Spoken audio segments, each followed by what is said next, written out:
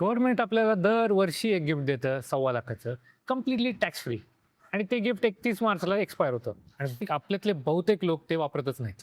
आता इक्विटीजमध्ये डायरेक्टली किंवा equity mutual फंडमध्ये तुम्ही 12 महिन्यापेक्षा जास्ती होल्डिंग करत असाल तर तुम्ही 1,15,00,000पर्यंतचा प्रॉफिट टॅक्स फ्री असा बुक करू शकता दरवर्षी 31 मार्चपर्यंत आणि 1 एप्रिलला ते रिसेट होतं. म्हणून तुम्ही जर वापरलं नाही तर ते जातं कायमचं. आता एका वर्षी मी जर का ते प्रॉफिट बुक केलं तर माझा टॅक्स किती वाचतो त्या वर्षी? 15,625 रुपये. तेच जर का मी 20 वर्षाचं कॅल्क्युलेशन केलं तर होतं 3,12,000 प्रत्येक पॅन नंबरच्या अंडर. हे 3,00,000 आपण लॉंग टर्ममध्ये परत गव्हर्नमेंटला देतो. फक्त एक ॲक्शन आपण करत नाही म्हणून. मग हे करायचं कसं?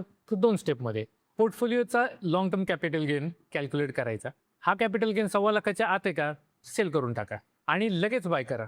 डन. तो 1,15,00,000चा प्रॉफिट आपण बुक केलेला आहे आणि त्याच्यासाठी आपण टॅक्स भरला 0. इथे इन्व्हेस्टमेंट राहिली सेम, पण इन्व्हेस्टमेंटचा जो बेसिस होता तो थोडासा वर गेला. म्हणजे आपल्याला लॉंग टर्ममध्ये जेव्हा आपण टॅक्स कॅल्क्युलेशन करू तो आपल्याला कमी भरायला लागेल.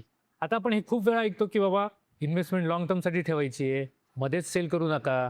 हे जरी खरं असेल तरी 1,15,00,000चा हा प्रॉफिट दरवर्षी बुक कराच. कारण हे लॉंग टर्म इन्व्हेस्टिंग तोडणं नाही आहे, हे actually smart long term investing आहे. हे गव्हर्नमेंट आपल्याला जे गिफ्ट देत आहे ते फक्त आपण घेतोय. तुम्ही दरवर्षी तुमचं प्रॉफिट बुक करता का? मला कमेंट्समध्ये नक्की सांगा. थँक्यू.